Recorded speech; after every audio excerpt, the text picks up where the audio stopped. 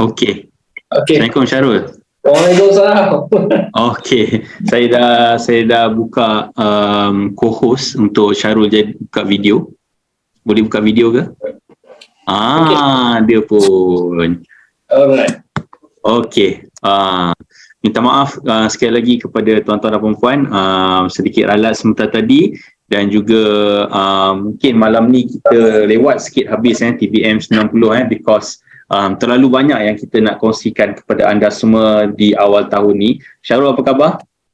Sihat, Alhamdulillah. Syukur. Alhamdulillah. Okey, Alhamdulillah. Dalam masa tahun baru Cina ni sakit leher. Tapi salah bantal. Tapi sekarang dah okey. Alhamdulillah. Okey.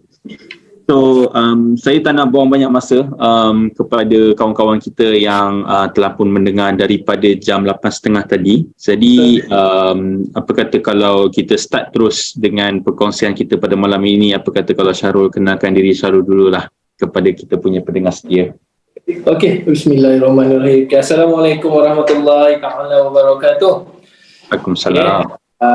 Terima kasih kepada Tuan Sadi, terima kasih kepada TBM, terima kasih kepada pihak Prudential sendiri yang sudi menjemput saya untuk bersama dengan sahabat-sahabat hebat. Okey, sahabat-sahabat hebat daripada seluruh negara pada malam ini, insyaAllah. Okey, nama saya Muhammad Syahrul Anwar bin Muhammad Razwan, berusia 32 tahun tahun ni.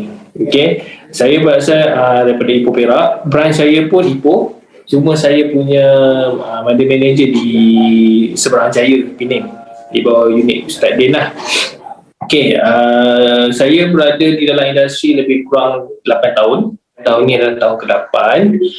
And then pencapaian terbaik saya setakat ini, Alhamdulillah, Allah pinjamkan rezeki untuk saya merasa MDRT, dan insyaAllah saya akan cuba membantu kawan-kawan juga yang lain untuk merasai MDRT. InsyaAllah kita sama-sama buat. InsyaAllah, terima kasih Syarul. InsyaAllah, amin. Kita ada lebih kurang 84 MDRT dan 1 COT tahun lepas. Jadi mungkin tahun ni kita ada lebih ramai daripada 100 orang. So kita mulakan tahun ni, we start the year right lah kalau boleh Okay, kalau kita nak cerita pasal nak jadi MDRT, aktiviti seharian tu mesti kena tip-top lah.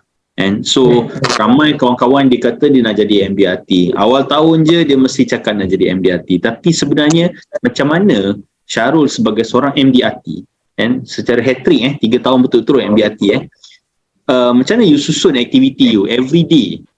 Every day you susun aktiviti you supaya you dapat jadi MDRT di hujung tahun ni. Sebab kita dah tengah-tengah awal tahun ni, kita nak tahu tak macam mana seorang MDRT ni aktiviti harian dia macam mana? Silakan Syarul. Okay, alright. Untuk saya sendiri Tuan Sadi okay, macam saya punya working hour saya sebenarnya lebih kepada Isnin hingga Jumaat. Sabtu Ahad saya akan lebih ringan ataupun fleksibel lah kita panggil Tetapi Isnin hingga Jumaat tu saya akan fully throttle lah. Orang kata full throttle, saya akan fully utilize every day. Okay, dengan saya punya structure day, structure day saya adalah Isnin, Rabu, Jumaat adalah saya akan berada di office. Okay, saya akan wajib morning sharing, no discount, no excuse for myself. Okay, dan saya akan cuba galakkan juga kawan-kawan di office untuk join morning sharing, dan itu yang kita terapkan di dalam agensi saya lah.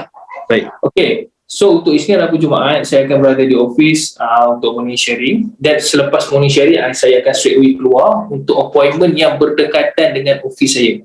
Bermaksud saya akan bermain sekitar Ipoh Cik Sadi. Bermaksudnya appointment saya tu akan bermain sekitar Ipoh untuk Isnin, Rabu, Jumaat. Selasa dan Khamis tak ada morning sharing, saya akan go for outstation. Sebab kalau outstation kat mana outstation? Okay, outstation ni merata. Okay, saya akan susun jadual saya macam every week tu, jadual saya akan dah prepare tu 1 week before. Okay. So every week tu dia dah ada planning, saya nak ke mana the next day tu nak ke mana, esok tu nak ke mana, lusa nak ke mana. So maknanya bukan hari Isnin saya punya jadual, hari tu baru saya plan tak. Kalau macam tu confirm tak jadi. Okay. Alright.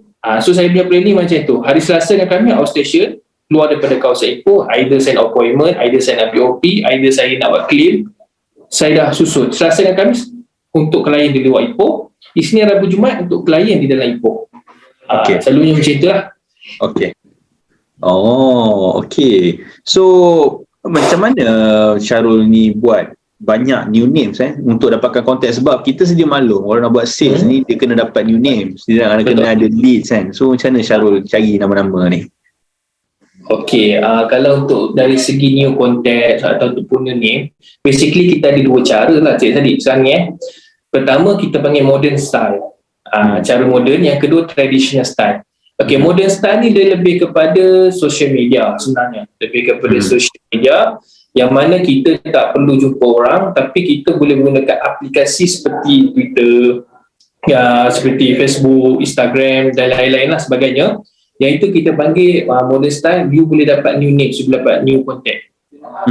Okay, setiap orang dalam kata apa, sebagai ejen takaful ni dia ada dia punya kelebihan masing-masing. Ada yang pandai bermain modern style, ada yang pandai guna traditional style. Traditional ni lebih kepada kita buat direct approach, physical, turun padang. Seperti buat pacar, you buka booth dan sebagainya. So itu traditional traditional style. Okay. Cara lain dia adalah by referral lah. By referral, yang mana kerap saya rasa semua ejen pakai benda ni, by referral. And then yang saya rasa cara yang saya pakai setakat ini yang sentiasa berhasil lah. Walaupun tak semua, tetapi most of the time tu insyaAllah lah ada, iaitu saya guna semasa saya deliver polisi, Cik Sadiq. Okay, deliver polisi. Okay, on the time saya deliver polisi, saya takkan rushing tau. Saya takkan macam drop by ke akak, saya dah sampai bawah, saya nak deliver polisi dekat akak, akak turun bawah, tolong ambil boleh. And then saya pun pas, saya drop by, saya pun pergi. Dia nak ke mana lepas tu? Lepas tu jam. Rugi tau. Betul tak? Sebab kita hantar polisi bukan hari kita hantar polisi. Betul. So saya akan gunakan cara ni adalah waktu saya hantar polisi, saya akan cuba spend time dengan dia. Yang pertama saya buat apa? Saya akan review balik dengan dia. Slow. Okay, selepas tu saya akan cerita apa yang dia ambil dan sebagainya. And then sebelum saya balik, saya akan tanya dekat dia, Kak, plan ni bermanfaat tak tu akak? Bagus. That's why akak ambil. Okay, kalau katalah benda ni bagus, why not akak share dengan orang lain? Tapi kalau nak minta akak share, akak bukan, mungkin akak kurang kurang fasih because akak bukan ejen.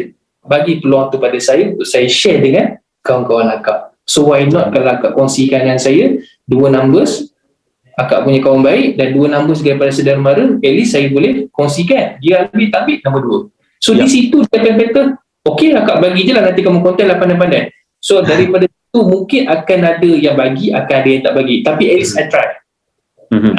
At least kita try. Okay, ada orang dia main referral, ada orang dia main social media. Cara-cara ni masing-masing cara lah kan. Kita tak boleh nak anggap macam Syarul buat cara ni, aku pun nak tukar lah. Padahal selama ni dia buat social media okey je kan.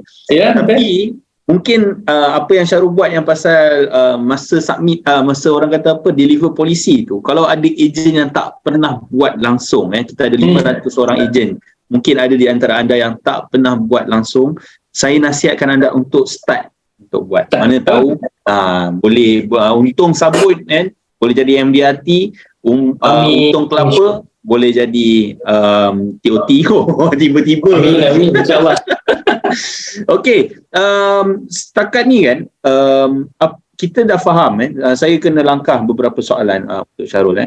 Apa yang biasa Syarul cakap untuk dapatkan appointment bila buat phone call? Contoh ada customer yang dah bagi nombor telefon, awak pandai-pandai kan, so dah dapat nombor telefon tu, macam mana Syarul gunakan ayat untuk dapatkan appointment lepas dah call this referral? Dah call tu Okay, alright.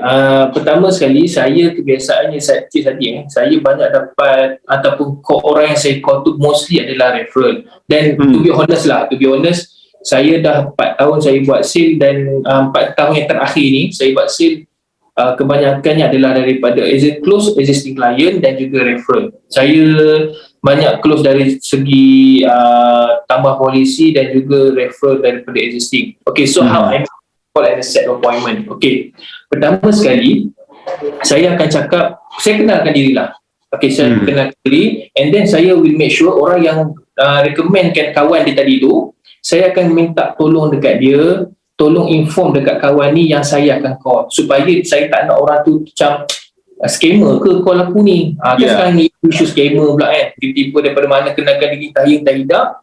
So saya tak nak isu itu berlaku. Saya minta si klien saya tadi ni yang recommendkan kawan dia ni tadi, bagi tahu dekat dia ada ejen nama Syahrul Anwar daripada Prudential akan call dia dalam masa 48 jam. Saya specific time. That's how I make my work. Okay? Saya takkan cakap nanti dia akan call. Nanti tu bila? Prospek tu akan bila dia nak call aku. So saya make it clear here. Within 48 hours saya akan call. Dan saya akan call waktu bila? Waktu maksimum saya akan call sampai pukul 6 petang. Because malam saya tak nak call, because dia macam tak proper lah, orang tu pun nak rehat. So within lunch hour tu ke atau after work tu ke, saya akan cuba call. Kalau dia tak free, dan saya akan set another time lah. Okay, selepas dia dah alert, saya akan call. Lepas dia dah alert, saya akan call, saya akan perkenalkan diri saya balik.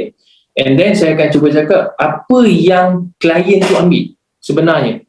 Saya cuma cakap macam ni, puan, contohlah yang saya nak call ni perempuan okay, puan, saya dapat nombor puan daripada sekian-sekian, dia ada bagi tahu tak, saya akan call, ya ada Cik Syarul, okay, ada apa-apa ya, dia akan cakap okay, macam ni, kawan puan ni ada ambil plan sekian-sekian, dan saya difahamkan mungkin puan ada, mungkin puan tak ada lagi benda ni. Okay, jadi why not kalau kata saya kongsikan benda ni dengan puan juga. Ini contoh lah, ini contoh skrip. Dia tengok apa yang orang tu respon sebenarnya, tapi that's the script lebih kurang macam itulah saya cakap. Okay, so why not jika saya set appointment untuk saya jumpa, puan jangan risau, saya takkan paksa puan ambil.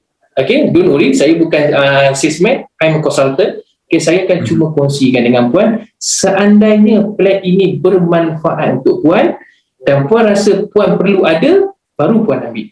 If not, it's okay. Sebab saya takkan paksa, don't worry. So di situ, prospek yang mendengar pun akan rasa selesa, dia akan rasa macam ada push factor kat situ, and in the same time dia rasa macam tenang je, bukan tenang macam mana lah, because ayat kita, saya takkan push you ambil, you rasa bermanfaat, you ambil. And then mostly boleh juga kalau kata Syarul nak datang kongsi tu, tak apalah, apa salahnya, boleh lah datang kat rumah, jumpa husband sekali, selalu saya dapat macam tu.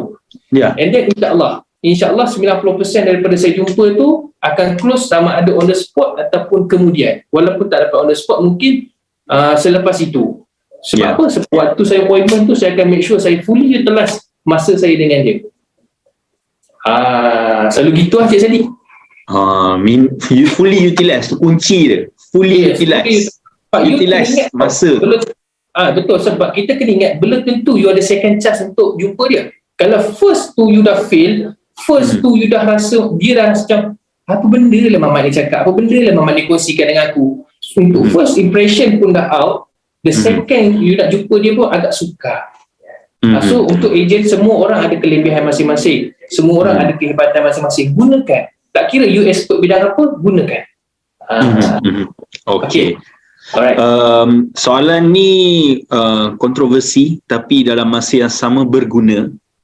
Ianya merupakan satu kenyataan yang sangat pahit untuk ditelan oleh kebanyakan masyarakat Melayu bumi putera kita kat Malaysia ni.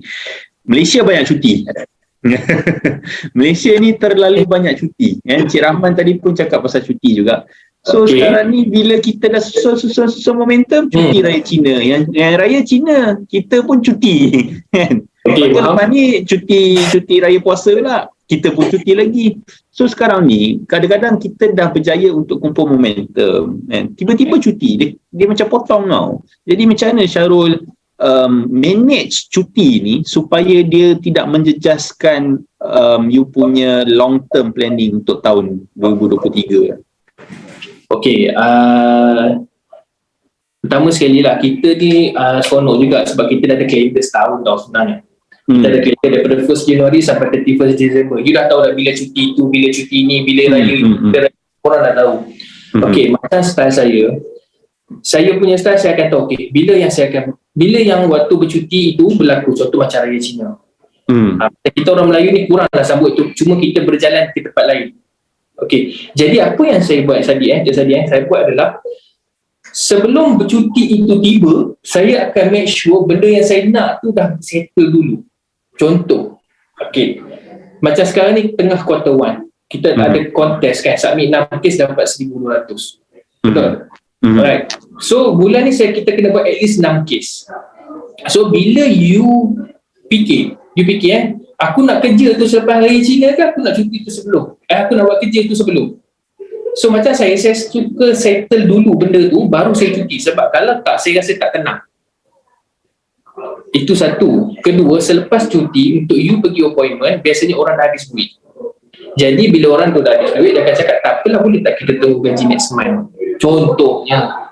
Okay, jadi apa yang sebaiknya adalah you dah tahu bila you akan pergi bercuti. Okay, kita ambil contoh Raya Aidilfitri nanti. Okay, you dah tahu dah bila you akan pergi bercuti. So, you nak tak perasaan rasa cuti tu dengan tenang? Tapi dalam masa yang sama, kau nak buat sale juga ni. Kau nak fokus pada production juga. So, why not kau settlekan kau punya production tu siap-siap awal-awal? It's very easy. Macam mana tau? You kena ada strategi. Strategi dia adalah bahagi by quarter. You jangan nampak terus setahun punya production. Kalau you nampak setahun punya production, setahun punya perjalanan, you akan rasa lama lagi lah masa aku ada. Ya. Yes, you akan masa boleh relax. Yes, boleh relax. Jadi, contoh you target, kita katalah you target nak buat 300,000 tahun ni. You bagikan 4. So, bermakna satu quarter you kena buat lebih kurang 70,000 plus minus. 7, 14, 21, 28. Lebih kurang lah. So, maknanya 70,000 kau kena buat dalam masa 3 bulan. So 3 bulan you bagi, sebulan aku kena buat lebih kurang 20 ke 20,000 ke 25,000. So itu yang you kena cari dalam tempoh sebulan. So macam contoh bulan 3 you dah start puasa hujung tu. So you kena make sure 70,000 tu settle sebelum puasa. Sama juga dengan raya. Tapi ia hanyalah satu idea saya, bukan kata idea saya ni adalah yang terbaik, bukan. Cuma itu idea supaya kawan-kawan dapat guideline macam mana saya nak maintain kita punya momentum. Macam Cik Sadi kata lah, bila cuti orang nak kan, tapi kita nak maintainkan produksi saya. Tapi style saya Cik Sadi dah 6 tahun macam itulah. Nak raya tak ada masalah, kau raya lah betul-betul, tapi sebelum raya kau settle kerja kau dulu. Dan kau raya lah puas-puas. Masa saya jaga agensi kan, ayat saya macam ni, nak balik kampung, okay, boleh balik kampung, submit dulu satu kes kan. Make sure you submit dulu satu kes at least kan, satu kes. So dia macam mana cakap, at least kita boleh beraya dalam tenang macam Syarul cakap tadi lah. So bila kita balik daripada beraya tu, kita tahu okay, aku at least aku dah ada kerja yang aku dah siap lah, dah buat awal. So at least tuan-tuan dan puan-puan ada satu idea untuk strategi ni. Tadi saya boleh tangkap juga strategi Syarul ni dia jenis yang suka pecahkan kepada 4 kuarter berbanding daripada bagi target setahun terus. Jadi quarter 1 berapa banyak target, quarter 2 berapa banyak target. Jadi create urgency tuan-tuan dan puan-puan. Create urgency tu. Kalau tak create urgency, hanya buat sekadar satu target semata-mata, anytime you boleh cuti, anytime yang you boleh kata yang you ada banyak masa. Okey, bercakap pasal masa, kita tak banyak masa juga Syarul, dah pukul 10 lebih. Ada beberapa soalan saja lagi tinggal. Banyak orang yang terlepas pandang pasal rekrutmen ni kan, terutamanya ejen. Kita selalu fikir yang rekrutmen ni kerja leader kan, tapi sebenarnya rupanya kita sebagai ejen pun kita tak terlepas daripada kena buat rekrutmen. So sebenarnya apa strategi Syarul sebagai seorang ejen sebelum akan jadi leader tak lama lagi? Apa strategi Syarul sepanjang jadi ejen ni untuk you susun jadual supaya balance antara sales dan rekrutmen? Okay. Untuk cerita rekrutmen ni pula, sebenarnya kita ni daripada awal saya percayalah semua ejen dah didedahkan oleh leader-leader masing-masing. Sales recruit, both must jalan sekali. Okay, sebab apa tau, kita kena ingat sales adalah income, recruitment is career part. Okay, bermaksud kalau you hanya fokus pada satu side, you akan dapat satu side. Kalau yang fokus pada sales, you akan fokus duduk sales je lah, income je lah. Tetapi bukanlah kata career masa depan tu tak ada, bukan. Tapi you akan berada di takut yang sama. Tapi kalau you nakkan career ataupun you nakkan satu masa depan yang lebih baik, you kena recruit. Why? Because you have to promote. Nak promote kalau tak ada kaki ataupun tak ada ejen, macam mana you nak promote? Kalau you nak income macam escalator, you jadi ejen.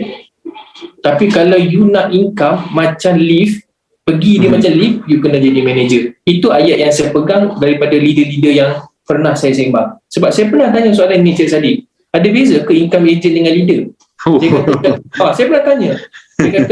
Dia kata banyak beza role. Dia kata, kalau kau sekarang ni kau dah rasa banyak, kalau kau jadi leader lagi banyak. So benda ni adalah bukan sebab kita jadi leader ni kita nak duit semata-mata, bukan. Tapi it's about career path. Memang kau masuk dunia bisnes dah aku pun, it's about money. Kau nak money freedom, you nak itu, you nak ini. So this is the chance, this is the option you have. So gunakan peluang ni dengan sebaik mungkin.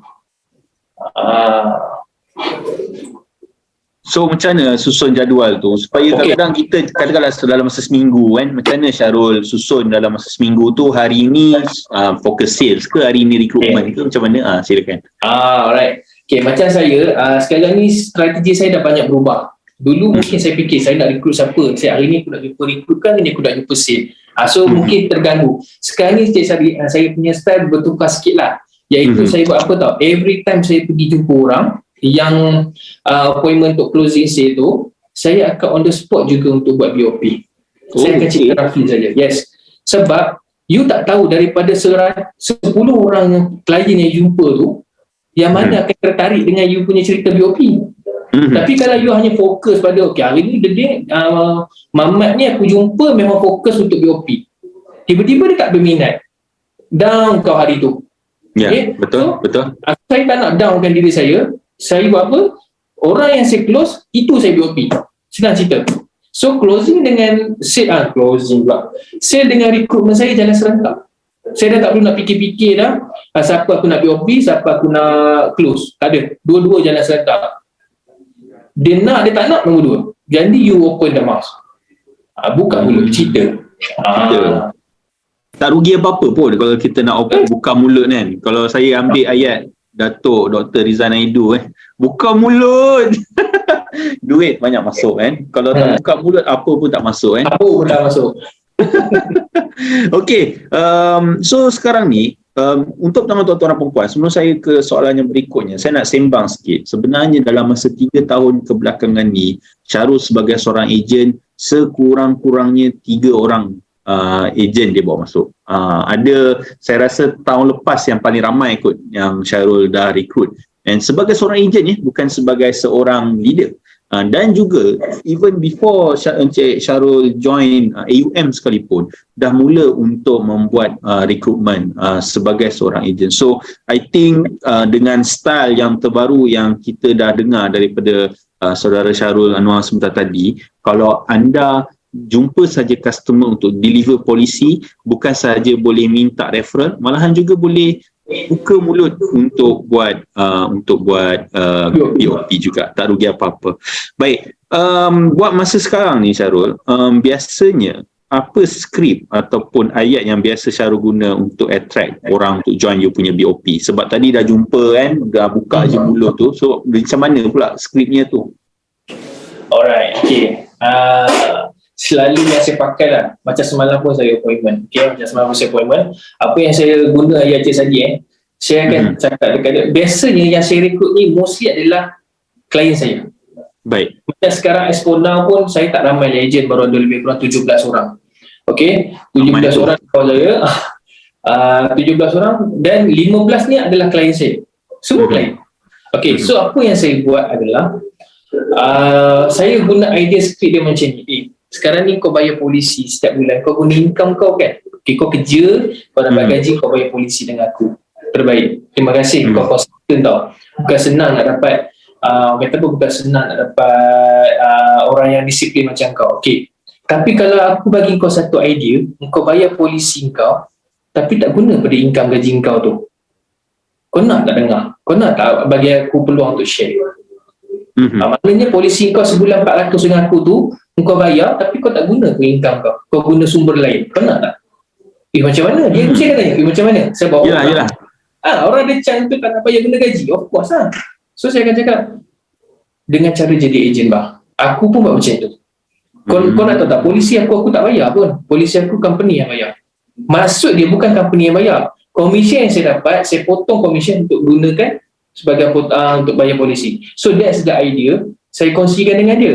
So kau kena jadi ejen. Dengan komisen yang kau dapat, kau gunakan komisen tu, kau jangan guna, kau jangan enjoy. Tapi kau guna bayar balik polisi kau. So gaji kau tadi 3,500 sebulan, tak usik ke tak usik? Tak usik kan? So kau ada saving another 400 yang sepatutnya kau bayar, sekarang ni kau tak guna dah. Okay, selepas kau dah settle kau punya polisi, kita settlekan kau punya komitmen kereta pula. Okay, kereta kau kau pakai kereta apa? Toyota Vios kan? Sebulan 800-900 tak lari bang, betul? Selepas kau settlekan polisi 400, kita go for next level. Kita settlekan kereta kau pula 900. So daripada situ saya share idea dengan dia, kata boleh juga, why not aku try. Sebab saya akan cakap, bang kau cuba dulu, bila kau cuba kau dapat dua jawapan, kau berjaya atau tak.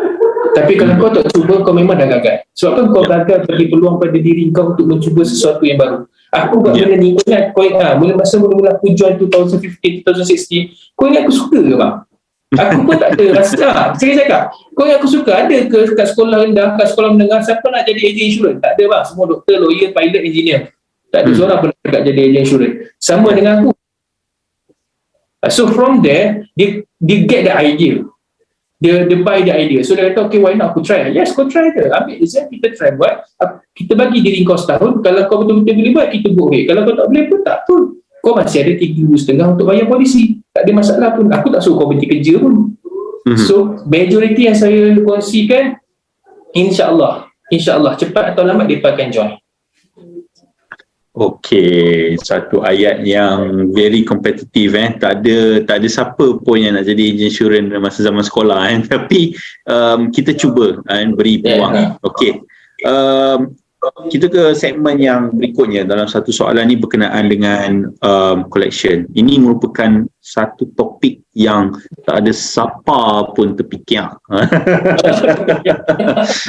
Kadang-kadang bila kita duk sembang dengan ejen tu, biasa duk cakap pasal sales, recruitment. Sales kan. Tapi last bila yang paling dahsyatnya lah ada yang argue dengan Encik Uzair atau Encik Rahman saya buat business wealth planner, tapi kenapa income saya drop? Saya buat sales sebanyak 200,000, 170,000, tapi income saya tak ke mana. Apa cerita sebenarnya ni? Rupa-rupanya bila kita check mesti tentang collection. Yes. Issue dia mesti dekat collection je bang. So, cuba Syarul share sikit kepada kawan-kawan tentang bagaimana Syarul jaga collection dan bagaimana impak Syarul punya collection yang terjaga itu terhadap income Syarul. Tak ada income mana Encik Sadi dia pusing-pusing di kaunter. Kau jangan bagi exact figure, cerita je lah bagaimana dia impak Alright. Okay, saya kongsikan sikit lah. Ini untuk berkongsi, untuk bagi semangat kawan-kawan untuk kita nak bagi semangat. Okay, betul kata Encik Sadi. You tak jaga persistency, income you nothing. Okay, persistency is about everything. Persistency is your income. Bagus persistency you, baguslah income you. Settle. Tak ada apa dah. So bermaksud kat sini, persistency memang kena jaga kawan-kawan. First year, second year, third year, tolong jaga. First year, second year, third year. You jangan hanya jaga betul-betul 12 bulan. Sebaiknya jaga sehingga maksimum 24 month. Betul, saya faham masalah kawan-kawan. Saya pun dah 8 tahun. Bukan senang kita nak jaga premium sampai 36 bulan. Tetapi if possible, semasa you closing tu, gunakan beberapa tips yang saya pernah guna. Iaitu yang pertama, bagi tahu dekat klien, komitmen untuk polisi ni at least 36 bulan.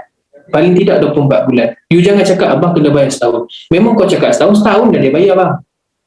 Tapi saya punya style, dulu saya guna ayat tu Cik Sadi. Bila saya cakap setahun, dia akan bayar 10 bulan. Dia akan 10 bulan dia tak bagi can dia tak bagi can 10 bulan dah. Tapi bila saya cakap 24 bulan, dia akan bayar 20, 21. Okay, now I get the idea. Aku kena cakap 36 bulan. At least aku lock second year. Okay, so macam persistency. Alhamdulillah untuk 3 tahun saya punya persistency semua atas 90 lagi lah. Syukur Allah. Allah bagi rezeki klien-klien yang baik. So atas 90% untuk 3 tahun. And that impact kepada income memang banyak lah. Impact pada income, bonus saja pun 6 angka. Okay, bonus saja pun lebih pada 100,000. Tapi memang you akan dapat solid income. Because persistency you cantik. Okay, so macam mana you nak make sure persistency you okay? Betul, saya faham. Bukan senang kita nak control payment. I know that. Tetapi you ada cara yang kita ada cara, kita boleh cuba, at least kita ikhtiar. Iaitu yang pertama, make sure sebaiknya kalau siapa boleh close yearly, close yearly. Kalau tak boleh close yearly, close half yearly. Kalau tak boleh juga, close monthly. Okay, fine, no problem. Tetapi make sure close monthly tu, payment dia terus buat credit card. Majoriti orang ada credit card sekarang. Okay, let's say dah tak ada debit card. Jangan cakap, okay bang, tak apa bang, abang tiap bulan abang boleh transfer ke saya. Memang silap besar lah you. You cakap macam tu, memang silap besar. You punya you register CCS form, kita agent buatkan debit card pun kadang-kadang tak berjaya potong, ini kan pula kau nak collect cash. Minta maaf bang, saya cakap terang, saya pernah mengalami persistency yang teruk disebabkan saya guna ayat ni. Abang transfer ke saya, akak transfer ke saya. Memang dia transfer 3 bulan. Lepas tu bulan keempat kita WhatsApp, Syarul bulan ni akak tak boleh nak transfer lah Syarul. Akak nak guna duit sikit. Bulan depan boleh? Okay, tiba-tiba benda lain pula happen. And then bulan ketiga you nak minta, bang, tunggakan dah 3 bulan, boleh tak transfer sekali? Memang idak lah jawabnya. Memang dia berat nak bagi pun. Memang dia berat lah. Rasa dia kata, kenapa tak bagi tahu saya dah bagi tahu takkan masa tu abang nak guna duit. Tak apa Syarul, nanti abang tengok macam mana berat juga. Tak apa, abang bayar sebulan dulu. Mungkin dia bayar sebulan, tetapi at least lama-lama dia akan ada outstanding. Bila outstanding lama-lama lalas, persistency you pun kuranglah cantik. Jadi the best way is yearly payment lah. Memang the best lah. Kedua, minta debit card. Monitor. Okay, cara nak monitor. Bila you dah tengok debit card tu tak berjaya potong, you jangan tunggu bulan depan. Contoh close dia, katalah 15 akhir bulan. Okay, then deduction masuk 21. Unsuccessful. Okay, tunggu second payment. Katalah 28 ataupun 29 second deduction. Still tak sukses. Call terus. Assalamualaikum bang, Assalamualaikum kak. Okay, saya nak maklumkan mengikut rekod kita ada try buat 2 kali deduction daripada akaun abang, tapi kedua-duanya tidak berjaya. Remark dekat sini you nyatakan lah. Transaction over limit ke, not insufficient fund ke, bank error, apa-apalah yang remark kat situ, kau inform dekat dia. Okay, so lepas inform, the next step, minta terus transfer. Kenapa saya kata tunggu sampai 2 kali? Because 29.30 tu biasanya orang dah gaji kan. So waktu tu mungkin dah masuk, okay bang macam ni tak apa. Yang bank error ni nanti abang confirmkan dengan bank kenapa masalah dia. Cuma yang payment yang tak berjaya ni abang boleh tak terus transfer ke saya. Terus buat. Bila you terus buat, so possibility untuk dia menangguhkan tu kurang lah. You dapat kawal benda tu. Because dia terus rasa, bagus lah agent ni update aku. So itu cara yang saya buat Cik Sadiq dah bertahun-tahun. Tak berjaya bulan tu terus saya collect. Saya tak ada nak tunggu, tak apalah bulan ni tak berjaya, bulan depan tengok tak berjaya baru aku minta. Tak ada. Style saya, memang collection saya tak berjaya 2 kali terus call. Okay. So macam mana ejen ni antara benda-benda yang ejen kena buat lah ni supaya nak menjaga collection ni. So dan selain daripada itu juga mesti ada kaitan juga dengan servicing ataupun mesti ada kaitan juga dengan engagement dengan customer. Apa yang biasanya Syarul buat selain daripada calling, selain daripada manage expectation customer? Awal-awal tu kata jaga 36 bulan kan, ataupun jaga betul-betul sijil ni. So selain daripada awal-awal tu di pertengahan dan juga perjalanan bersama dengan customer, apa servicing ataupun engagement yang biasa Syarul buat dengan customer yang sedia ada? Okay, yang ini saya nak share sikit tips lah. Saya nak share tips dengan kawan-kawan, especially agent baru buat.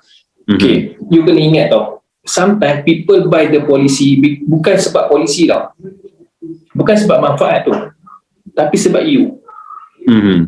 Saya berani cakap lah, dalam klien you ramai-ramai 10 orang, mesti akan ada yang beli polisi sebab kau. Saya sendiri saya tak nafikan. Okay, saya nak cerita sikit, saya ada polisi lebih kurang 900 polisi, tetapi klien saya ada lebih kurang 300 orang, 300 lebih 300 lebih sikit. Tapi polisi yang register bawah saya ada 900.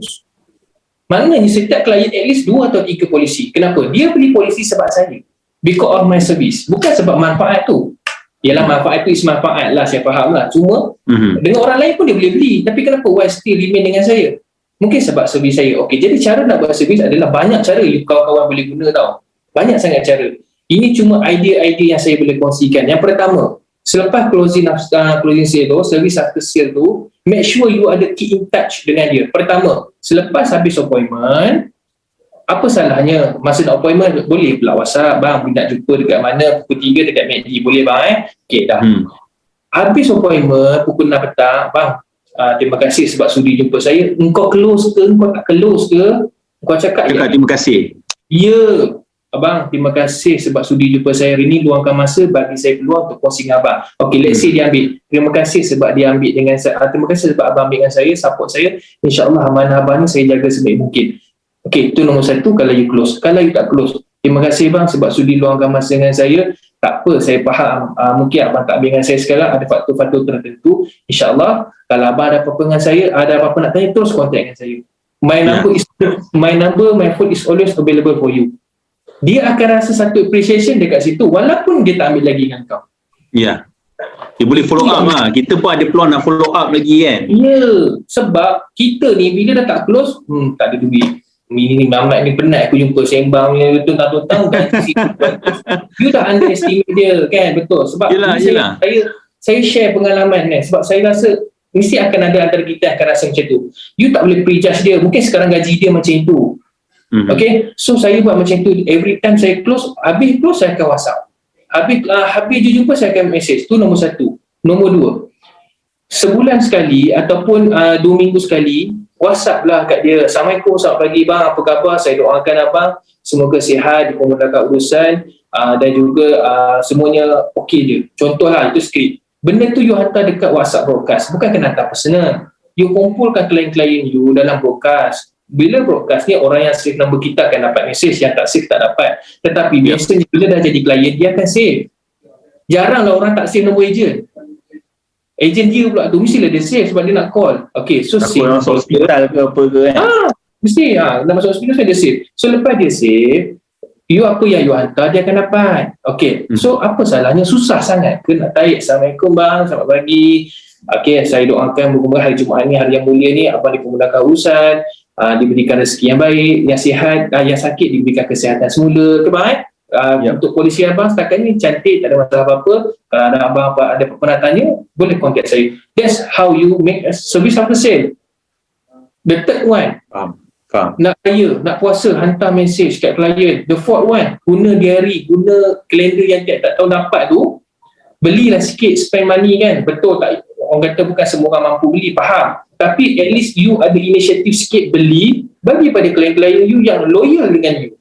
Ya, but ni serius saya kena sembang, saya kena masuk sikit lah. Sebab saya punya ejen kan, dia walaupun dia tahu saya staff kan, saya pun dapat diary ni, tapi dia bagi juga kat saya kan. Dia tak adalah bagi full set kan, macam contoh staff dia dapat full set tau, dia dapat tiga dengan satu apa namanya ni, kalender. Lepas tu kalau yang bos-bos yang macam Cik Rahman, dia dapat lagi satu diary yang lain macam sikit lah bentuk dia kan. Tapi macam saya, at least dia bagi satu dan juga satu kalender, saya happy.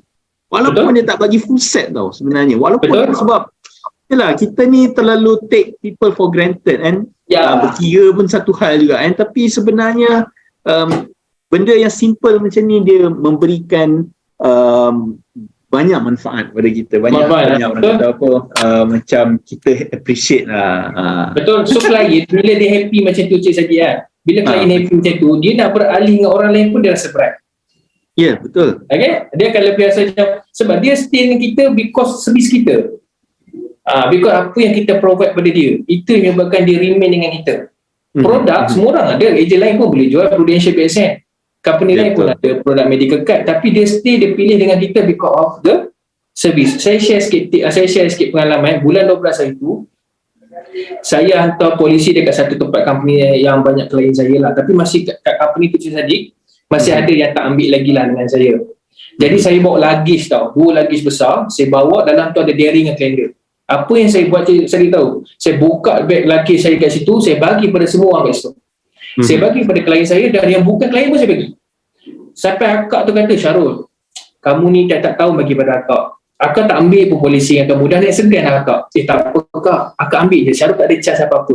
Ini tanda orang kata apa, sedekah saya nak belanja akak dari. Mungkin sekarang akak tak ambil, in future akak ambil. Kalau akak tak ambil pun anak-anak akak ke mungkin nak ambil dengan saya. Saya cakap ayat tu je. You know what happened there? You know what happened there? Saya bagi benda tu, akak kata, tak apalah kalau macam tu, akak ambil lah satu polisi yang kamu segan dah akak. Nanti tahun depan kamu hantar lagi. At last saya close. So from that company, saya close 16 polisi yang bukan klien saya. Hanya hantar polisi dia macam tu je. Ya, Okay, itu idea lah. satu idea Okey, masa pun mencemburui kita sebenarnya, Syarul. Mungkin sebelum kita mengakhiri sesi kita pada malam ini, boleh tak kalau Syarul bagi some advice ataupun nasihat lah kepada kawan-kawan kita dekat luar sana, supaya at least lah mereka tahu nak susun macam mana, mereka tahu nak manage cuti, mereka tahu macam mana nak manage collection, mereka tahu macam mana nak arrange masa di antara recruitment dan juga sales. Saya serahkan pada Syarul untuk bagi nasihat ni. Okay, pertama sekali saya yakin dan percayalah semua yang ada pada dalam ni, yang ada dalam kita punya meeting Zoom malam ni, webinar malam ni, semuanya hebat, semuanya ada kelebihan masing-masing, semuanya ada aura masing-masing. Okay, macam saya, apa yang saya ada ni semuanya pinjaman Allah, dan saya pun banyak belajar dengan orang. Jadi tips yang saya nak kongsi dengan kawan-kawan kat luar adalah, you dah berada di satu platform yang betul, company yang betul, kawan-kawan. Okay, ramai orang yang nak join Prudential sebenarnya. Okay, so you dah ada platform yang bagus ni, gunakan sebaik mungkin. Jangan sia-siakan peluang yang you ada. Okay, kita kena ingat kesihatan kita tak selamanya akan baik. Sampai masa kalau kita diuji sakit, you kena ingat masa tu kalau you baru nak bekerja, agak-agak you mampu tak? Dengan sihat pun you tak boleh nak buat kerja sepenuhnya, apatah lagi di waktu sakit. Okay, itu nombor satu. Yang kedua, company offer kita reward terlalu banyak.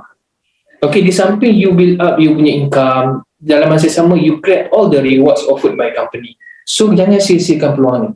Okay, yang ketiga, cuti bulan 3 kita akan berpuasa, insyaAllah. Bulan 3 kita akan berpuasa, bulan 4 kita akan raya. Jadi biasanya bulan puasa tu kebanyakannya kita akan fokus pada ibadah. Okay, jadi so sebelum bulan 3 tu tiba, all out bulan 1, all out bulan 2. You jangan nampak you punya target tu besar. Memang benda ni, kita punya target memanglah besar, tetapi you kecilkan dia. You nampakkan benda tu simple. Bahagi, macam saya kata, bahagi by quarter. Bila you bahagi by quarter, you tak stress. You nak buat 400,000 sekalipun, tak ada masalah. Nak buat 500,000, okey je. Tapi you nampakkan dia kecil. You buat 3 bulan, 3 bulan, 3 bulan, 3 bulan. Engkau janganlah tunggu sampai quarter 4 baru kau nak lanjut. Masa tu baru 50,000, kau nak kejar 500,000. Kau rasa, weh gila 450,000 nak buat 3 bulan. Mana sukar. Okay? Tapi kalau benda tu you start daripada awal, mudah. Saya cakap mudah bunyi ya. Okay? Tapi itu hakikat dia kawan-kawan tahu. Itu hakikat. Sebab orang yang berjaya adalah orang yang merancang. Tapi orang yang gagal adalah orang yang gagal merancang. Okay? Itu antara tips yang saya boleh kongsikan dengan kawan-kawan pada malam ini. Bab persistency, yes. Untuk persistency, saya terpanggil untuk kongsikan dengan kawan-kawan bab persistency because ada yang minta saya kongsikan bahagian persistency. Memang kena jaga sebaik yang mungkin. Okay, tolong gunakan. Memang saya tahu bila you close, you takut nak cakap, abang kena commit untuk 24 bulan. Abang kena commit untuk 36 bulan. I know that. At first you rasa awkward, at first you rasa takut nak cakap, betul? Apa benda cakap klien boleh terima ke? No, selagi you tak start cakap, selagi tu you akan takut. Start cakap, berani, walaupun benda tu dia terima ke tak terima, nombor 2. Tapi cakap kat dia, okay bang, saya minta maaf, saya explain kat abang, saya ada KPI daripada bank negara, lesen saya ni adalah lesen yang registered dengan bank negara, jadi setiap kami agent, kami ada KPI yang kami kena jaga. Kalau kami tak meet KPI tu, kami boleh kena terminate. Lesen kami boleh ditarik. Saya bang buat full time. Komitmen saya 100% di Prudential. Saya sara anak bini, saya sara keluarga saya tanggung komitmen saya dengan income di sini. Jadi, kalau lesen saya kena tarik, macam mana saya nak tanggung? Macam mana saya nak sara keluarga saya? Jadi, salah satu sebab lesen saya boleh kena tarik jika payment tidak mencukupi KPI yang diminta. So, saya cakap benda ni kawan-kawan.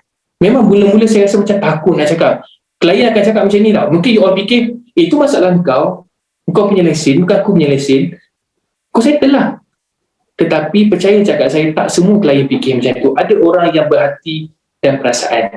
Ada orang yang ada hati dan perasaan. Jadi dia akan kata, okey lah, tak apalah, saya cukup, saya nak stop, tapi tak apalah, since Syarul dah cakap macam tu, saya cukupkan dulu 24 bulan, tapi saya minta maaf, saya memang kena stop. Tak apalah abang, cukup 24 bulan tu dah syukur.